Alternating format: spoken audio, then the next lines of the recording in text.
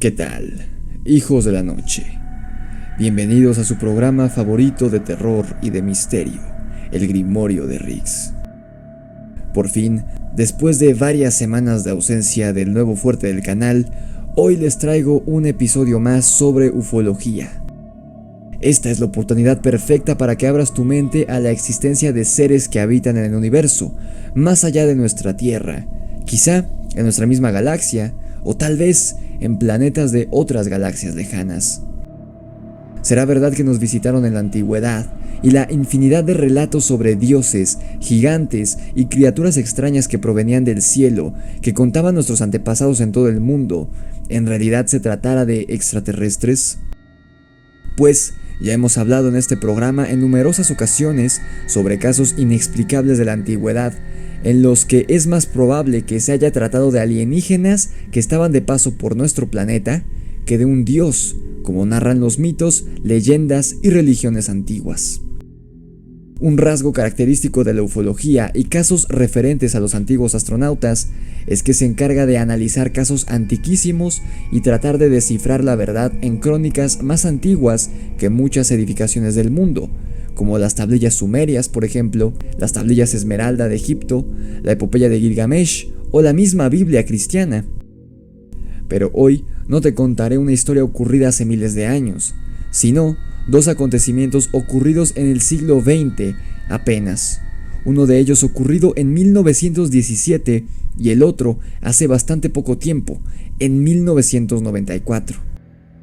En ambas ocasiones, personas muy jóvenes e inocentes que no ganaban nada con mentir sobre lo que vieron, tuvieron encuentros cercanos con naves y seres extraterrestres que se hicieron presentes en pleno día. De hecho, en ambos casos vamos a ver, los testigos ni siquiera usaron el término ovni, ni platillos voladores, ni extraterrestres, ya que debido al contexto sociocultural al que pertenecían en ambos casos los testigos, no habían visto en la televisión ni en ningún otro medio algo sobre este tema. En el primer caso, ni siquiera se había acuñado todavía el término extraterrestre y mucho menos objeto volador no identificado, o sea, que no tenían manera de haber inventado el relato, que cabe aclarar, sus características son idénticas a la mayoría de relatos que se cuentan hoy sobre avistamientos de extraterrestres. Además, vamos a ver que quizá una de las figuras más emblemáticas de la religión católica podría tener en realidad un origen extraterrestre, y hoy se le está rindiendo culto a un ser de otro mundo, pero que al parecer no es divino para nada. En fin, ponte cómodo, abrocha tu cinturón y prepárate a viajar al espacio infinito en donde nos aguardan nuestros antiguos y lejanos parientes de las estrellas. Comencemos. Comencemos primero relatando el enigmático caso de la escuela Ariel en Zimbabue, Sudáfrica, y que también es el más reciente del que hablaremos hoy. El 14 de septiembre de 1994, un ovni cruzó los cielos de Sudáfrica. 2 días después, algo aterrizó en el patio de una escuela en Rugwa, Zimbabue, junto con otros 3 o 4 seres de forma humanoide, pero de descripción para nada confundible con un ser humano, de acuerdo con la periodista Cynthia Hind, quien se encargó de cubrir la noticia para la BBC en aquel lejano año de 1994. Su acompañante llevaba un magnetómetro, un detector de metales y un contador Geiger, y rondaba los alrededores en busca de anomalías. Aquel 16 de septiembre, el extraño episodio fue presenciado por 62 niños, quienes tenían poca o ninguna exposición a la televisión o a lo que los medios cuentan sobre el fenómeno ovni y que ya contaban en aquellos años. Cynthia Hind los entrevistó el día después del encuentro cercano, es decir, el 17 de septiembre, y los hizo dibujar lo que habían visto. 2 días antes, como te comenté, el 14 de septiembre, los habitantes de la ciudad de Zimbabue habían visto pasar un objeto brillante a toda velocidad por los cielos. El objeto, de acuerdo con los relatos de los niños, había aterrizado en un área cercana al colegio luego de haber sobrevolado el mismo. Se trataba, según ellos, de una esfera reluciente. Las entrevistas se probaron bastante interesantes. Los niños, quienes habían sido los únicos testigos de este suceso, comenzaron a relatar la aparición de una nave metálica y de distintas criaturas extrañas que rondaron el área durante unas horas antes de irse. Invariablemente, todos contaban lo mismo: una nave metálica, criaturas altas con una extraña semejanza a un hombre en forma y la posterior desaparición de todo ello. Sin embargo, pese a sus esfuerzos, Hind no pudo encontrar rastro alguno de un aterrizaje, pues a diferencia de otras supuestas zonas de aterrizaje de ovnis famosos, la vegetación del lugar estaba completa y no mostraba rupturas ni signos de presión.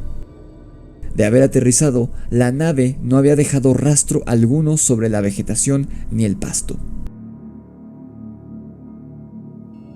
Esto abrió el debate referente a que tal vez la nave jamás aterrizó del todo sobre el suelo, sino que se mantuvo flotando en todo momento sobre este. Aunque otra opción más rebuscada podría ser que esta nave que llegó a Zimbabue no venía del mismo lugar que las que supuestamente vio Billy Meier, por ejemplo, en los años 70, las cuales después de meses de haber aterrizado aún había dejado una marca circular en el prado en donde lo había hecho. También aquí en México, en la zona de Tabasco, se habla de un aterrizaje de un ovni en un lugar llamado Ciudad Pemex en los años 70, donde a la mañana siguiente que fueron a investigar en donde había aterrizado el ovni en la noche, el pasto estaba quemado. Quizás seres de varios planetas y razas alienígenas nos han visitado a lo largo de los años y han entrado en contacto con los humanos, pero no se trataría de la misma raza y claro, no provendrían del mismo lugar. El viernes 16 de septiembre de 1994, aproximadamente a las 10:15 de la mañana, 62 niños de la escuela Ariel, un colegio privado de educación primaria en Ruwa, estaban jugando en el patio durante el recreo a la mitad de la mañana. De repente, los chicos vieron 3 bolas plateadas en el cielo sobre la escuela. Las mismas desaparecieron emitiendo un destello de luz para luego reaparecer en otro lado. Esto sucedió en 3 ocasiones consecutivas y luego las bolas de luz comenzaron a moverse hacia abajo rumbo a la escuela, llegando una de ellas a aterrizar o flotar sobre una sección de pasto cortado con algunos tocones de bambú, arbustos y árboles que hasta la fecha colinda con el patio del colegio. A pesar de no haber ninguna valla entre ambas zonas, a los niños no se les permitía ir a esa parte porque debido a la vegetación podía haber serpientes, arañas o algún otro animal peligroso. Recuerda, esto ocurrió en Sudáfrica. Además, era fácil desaparecer de la vista de los adultos caminando por ahí, debido a lo alto que era la vegetación, habiendo solo un agreste camino usado por tractores en un intento de limpiar el área. Existe una línea de postes de electricidad justo en esa zona, y de acuerdo a uno de los chicos, el objeto volador siguió esa línea antes de aterrizar, como si los postes formaran una especie de pista de aterrizaje improvisada.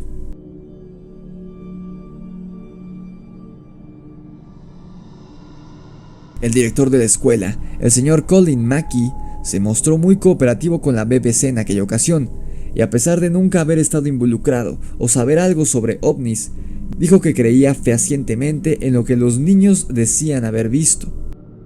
Entre 10 y 12 chicos de la población escolar fueron los que serían entrevistados por Cynthia Hind.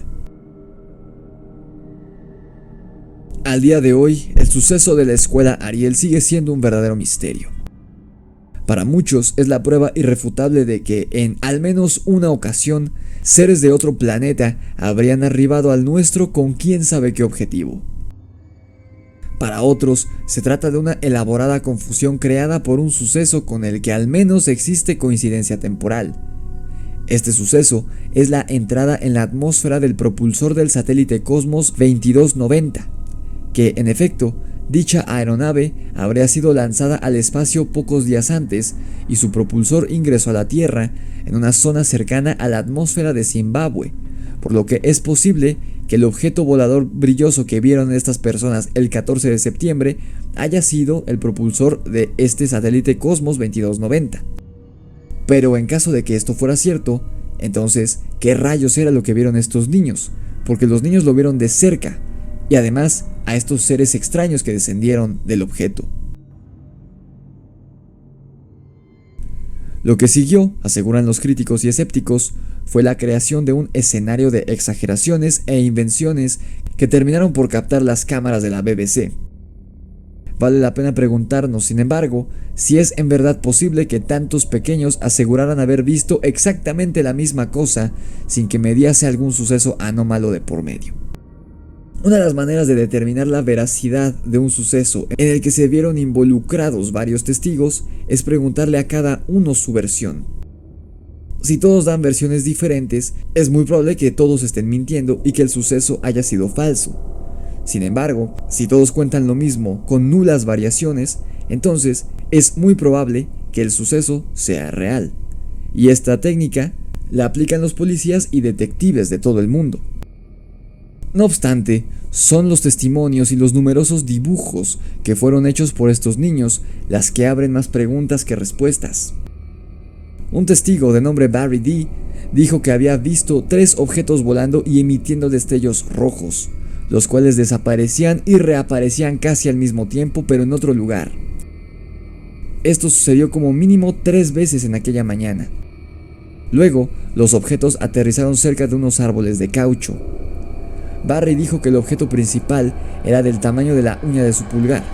Claro, en perspectiva, ya que se encontraba lejos, al apuntar con el brazo hacia donde estaba la nave desde una distancia de aproximadamente 100 metros, en el borde del patio de la escuela y la zona boscosa.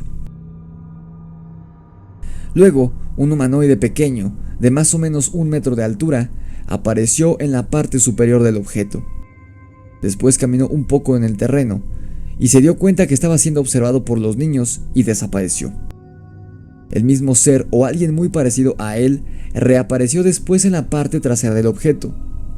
La nave despegó rápidamente y desapareció. El pequeño humanoide estaba vestido con un traje negro bien ajustado al cuerpo, que era brillante, de acuerdo a una de las niñas de 11 años que presenciaron el hecho. El ser en cuestión tenía un cuello muy delgado y grandes ojos en forma de balón de rugby. Su rostro era pálido y tenía largos cabellos negros que le llegaban hasta debajo de los hombros. Le sugerí al señor Mackey, antes de visitar la escuela y entrevistar a los chicos, que los dejara dibujar lo que habían visto, logrando así entre 30 y 40 dibujos, algunos de los cuales son bastante explícitos y claros. La edad de los niños ocupa un rango de 5 a 12 años. Tengo 22 fotocopias de los dibujos más claros, los cuales elegí de las imágenes que gentilmente me consiguió el señor Mackey. La mayoría de las descripciones son similares, pero algunas de las naves dibujadas son claramente platillos voladores, y por ende me pregunto cuántos de estos niños tuvieron acceso a los medios de comunicación. Otras más son bastante rudimentarias, pero coinciden más o menos con la forma del platillo, dijo la periodista cuando presentó al aire algunos de los dibujos hechos por los testigos en aquella época. Los chicos de la escuela Ariel pertenecían a diversas etnias y culturas: negros, blancos, de color y asiáticos. Una pequeña niña me dijo: "Juro por cada cabello en mi cabeza y por la Biblia entera que estoy diciendo la verdad". Pude ver la satisfacción en su rostro cuando le respondí que yo le creía. Los niños más pequeños de entre 5 y 7 años se asustaron con lo que pasaba y corrieron gritando ¡socorro! A los más grandes les pregunté por qué había ocurrido eso con los niños más pequeños de la escuela, y la respuesta fue: porque él vino a comernos, haciendo referencia al hombrecillo que emergió de la nave metálica. Probablemente esto aplicaba más a los niños negros africanos, quienes cuentan leyendas sobre los tokoloches come niños. El tokoloshi o tokoloche es una suerte de vampiro africano parecido a un simio, del cual he tenido ganas de hacer un episodio, y con esta mención ahora sé que debo traerles el episodio en cuestión sobre este ser. Me resulta fascinante cómo es que el probable origen de numerosos seres mitológicos quizá se remonten a hace miles de años, y nuestros antepasados interpretaban como vampiros o monstruos a seres alienígenas, igual que hicieron estos niños sudafricanos. Así como ha habido casos en zonas rurales y poco letradas de México, en el que los pobladores creen que se trata de demonios, cuando en realidad lo que han tenido es un encuentro con un ser alienígena.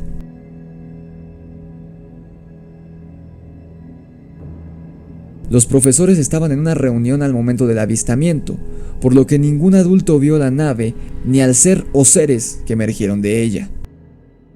Cuando se cuestionó al director acerca de esto, él dijo que los niños siempre gritaban y hacían ruido durante el recreo, por lo que nadie pensó que algo raro estuviera ocurriendo. El único otro adulto disponible en ese momento era una de las madres, quien estaba atendiendo la tienda de golosinas. Cuando los niños fueron a buscarla, ella no les creyó y por ende no salió al patio a revisar, creyendo que se trataba de una treta de los niños para que ella abandonara el puesto y ellos pudieran así robar los dulces y el dinero. Los hombres que acompañaban a la periodista examinaron minuciosamente el campo donde los niños habían visto el objeto, pero no obtuvieron reacción alguna con el contador Geiger y demás equipo que llevaban. Si el objeto realmente flotó sobre el terreno y no aterrizó, probablemente no habría rastros de su presencia. Yo caminé por cuenta propia a lo largo de la línea de postes de electricidad, por entre los arbustos. Pisoteé sin cuidado los hoyos de serpientes, descartando cualquier advertencia. No hallé lugar alguno donde el objeto pudo haber aterrizado y presionado el follaje del terreno. De hecho, pienso que los tocones de bambú pudieron actuar como algo disuasorio. El día era cálido, cerca de 33 grados centígrados, declaró Cynthia al respecto de su visita a la escuela y la zona aledaña en donde aterrizó el ovni. Otro periodista se encargó de entrevistar a los niños al respecto tiempo después. A continuación, te presentaré varios fragmentos de entrevistas con niños hechas por el periodista e investigador John Mack. John Mack: ¿los ojos eran más puntiagudos hacia el centro de la cabeza? Niña: sí, y esto, señalando la parte externa del ojo en el dibujo, era completamente negro. John Mack: ¿todo negro? ¿Y tenía pupilas? Niña: sí, las pupilas eran blancas. John Mack: ¿viste blanco en el centro? Sí. ¿Él estaba cerca del objeto plateado o estaba lejos de este? Estaba encima.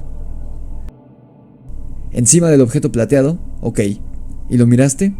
Niña: sí. ¿Él te miró a ti? Niña: sí, me dio miedo. Otra de las niñas de la escuela, Ariel, le explicó a John Mack en detalle el miedo que sintió al mirar los ojos del extraño ser.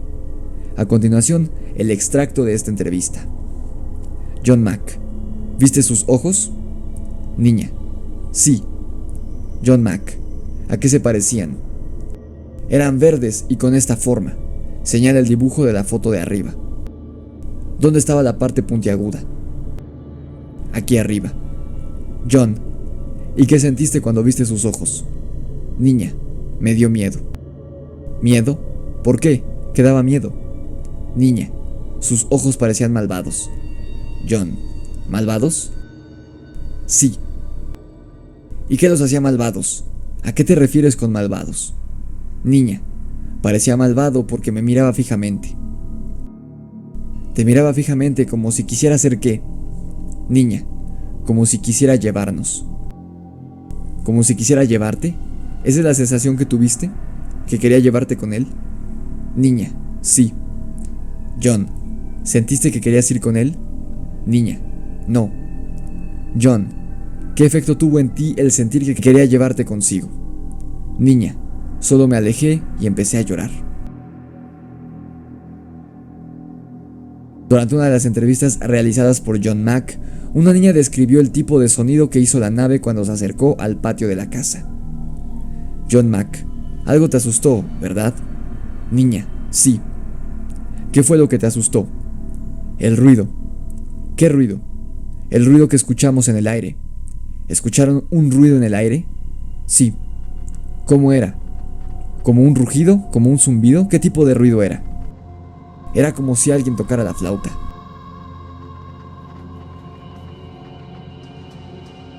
Ahora te contaré el breve relato ocurrido en 1917 en la provincia de Portugal, conocido como el OVNI de Fátima, tan famoso que es conocido dentro de los practicantes católicos de Europa, y los 3 niños protagonistas tienen su propia estatua hasta la fecha en este lugar, donde supuestamente se apareció la Virgen y de hecho se festeja este milagro al día de hoy en este lugar de Portugal. Sin embargo, los niños jamás dijeron que fuera la Virgen, aunque su aspecto era similar, pero parece ser que era un ser extraterrestre que llegó a bordo de una esfera luminosa. El 13 de mayo de 1917, 3 pastorcitos de nombre Lucía, Jacinta y Francisco, cuyas edades también rondaban los 12 años, al igual que los chicos sudafricanos del relato anterior, se encontraban pastando sus ovejas en Cova de Iria, una zona muy pobre de Portugal, cuando fueron testigos de la aparición de una nube luminosa que se ubicó sobre una encina cerca de ellos. Según la descripción que se encuentra en el archivo parroquial de Fátima, del interior de la luz se asomó un ser de apariencia femenina, como de 1 metro de estatura, con un gorro redondo sobre la cabeza, una capa acolchada, cuadriculada, un traje enterizo, una especie de botas y una esfera de cristal en la mano. Nada que ver con la imagen que nos dan las estampitas religiosas. Te repito, este ser medía 1 metro de altura. Era más baja que los mismos niños, quienes eran muy jóvenes. Y dato interesante, te repito, es que los niños nunca dijeron que fuera la Virgen, sino que la llamaban la señora, la dama o la mujer vestida de sol, aunque a este suceso hoy en día se le conoce como el milagro de la Virgen del Sol de Fátima, por los practicantes católicos de la región. Para contrarrestar el escepticismo y el rechazo de las autoridades religiosas como civiles, la señora anunció una manifestación extraordinaria que ocurriría el 13 de octubre de ese mismo año. Y fue así que 70,000 personas se reunieron en aquella localidad ese día para asistir a la comprobación de aquella conexión celestial, y como había llovido, las nubes estaban bajas, el suelo estaba mojado y la gente empapada, cuando de pronto, de entre las nubes, se asomó un objeto luminoso. Algunos lo describieron como un disco brillante que giraba sobre sí mismo. Otros lo vieron de color plateado con luces multicolores a los lados, haciendo movimientos en zigzag. A continuación, el objeto luminoso se lanzó en picada sobre la multitud, emitiendo un calor tan intenso que secó el suelo y la ropa de las personas, elevándose inmediatamente y desapareciendo entre las nubes de nuevo. Este suceso fue observado a lo largo de 60 kilómetros a la redonda por 70,000 personas, llamándolo la danza del sol y atribuyéndoselo a un milagro divino. Sin embargo, este cuerpo se lanzó en picada sobre la gente. Ni de chiste era el sol. Si hubiese sido el sol, habría representado una catástrofe sin precedentes, quizá incluso apocalíptica, además de que se habrían visto simultáneamente sobre los demás lugares iluminados por el astro, es decir, prácticamente toda Europa. El sol no puede colocarse por debajo de las nubes, además, ya que, por el contrario, siempre está por encima de ellas, porque la Tierra gira en torno al sol y no al revés. Evidentemente, esta no fue una alucinación ni histeria colectiva. Te repito, eran 70,000 personas las que estaban viendo esto, y hay fotografías del suceso que estás viendo en pantalla ahora mismo. Además de serlo, ¿cómo explicar el calor intenso que secó lo que estaba mojado y el fenómeno que fue observado tanto por creyentes como por escépticos a lo largo de 60 kilómetros? Un objeto plateado brillante con luces multicolores que giraba sobre sí mismo y emitía un calor intenso. Todo ello nos recuerda la descripción y el comportamiento de los ovnis, por más que los católicos se empecinen en decir que fue un milagro de la Virgen. Recordemos que la fe mueve montañas, pero ciertamente también estos fenómenos se dan en lugares donde ya en tiempos antiguos solían ocurrir cosas extrañas. Por ejemplo, México ha sido lugar de fenómenos ovnis y sin explicación desde antes de la conquista española, y hay varios relatos que te dejo una etiqueta por aquí a un video del que hablé sobre ellos. Y hasta la fecha, México es uno de los lugares del mundo en donde más cosas extrañas se ven en el cielo y ocurren en la tierra. Probablemente porque sean en sí mismos lugares de poder y de conexión con la energía de la madre tierra o del más allá. Recordemos que la zona de Fátima en Portugal siempre fue conocida como la tierra de los fenómenos. Durante las apariciones a comienzos de siglo, se les dieron a los 3 primeros niños en ver a la señora 3 secretos, 2 de los cuales fueron dados a conocer con el tiempo, pero el tercer secreto se mantuvo oculto durante décadas. Es más, el encargo era que el papa de aquella época lo diera a conocer, pero ocurrió todo lo contrario. De acuerdo a la naturaleza del fenómeno, se consideró que era inconveniente, subestimándose ya fuera a este mismo o a la dadora del mensaje, supuestamente la Virgen. Lucía, la única sobreviviente de los 3 pastorcitos que vieron a la señora, fue mantenida enclaustrada y alejada de todo y de todos hasta su muerte, ocurrida, curiosamente, con unos 10 de diferencia de la de Juan Pablo II, impidiéndosele cualquier entrevista con los medios o personas en general. Se dice que el Papa Juan XXIII, quien estaba en poder del Vaticano en aquella época, se habría llevado el secreto a la tumba.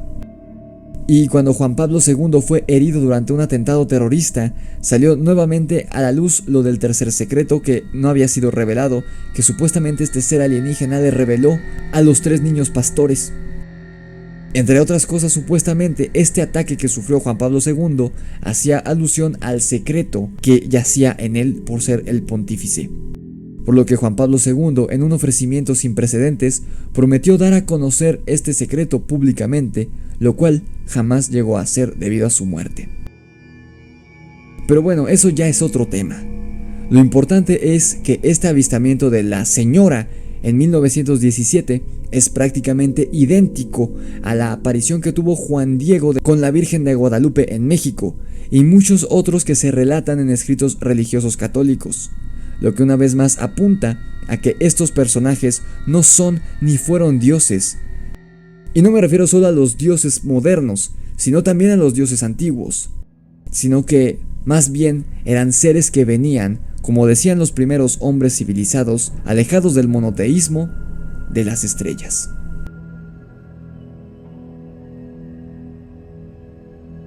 ¿Cuál crees que sea la conexión entre estos dos sucesos, ocurridos a kilómetros de distancia y a 80 años de diferencia? ¿Por qué fueron niños los que vieron ambos sucesos? ¿En verdad se tratan los dioses, tanto antiguos como modernos, de seres de otros mundos? Comenta abajo en los comentarios tu opinión al respecto. Dale like a este video y haz clic en el botón unirse para volverte un miembro VIP del canal y tener beneficios exclusivos. Suscríbete a mi canal y activa la campana de notificaciones para que YouTube te avise cada vez que subo un nuevo video. Sígueme en mis cuentas de Instagram, Facebook y Spotify, en donde subo el podcast semanal en formato MP3. Los links los encuentras abajo en la descripción, así como mi correo electrónico. Esto fue el Grimorio de Rix y los enigmáticos casos de la Escuela Ariel y el OVNI de Fátima. Nos vemos en la oscuridad.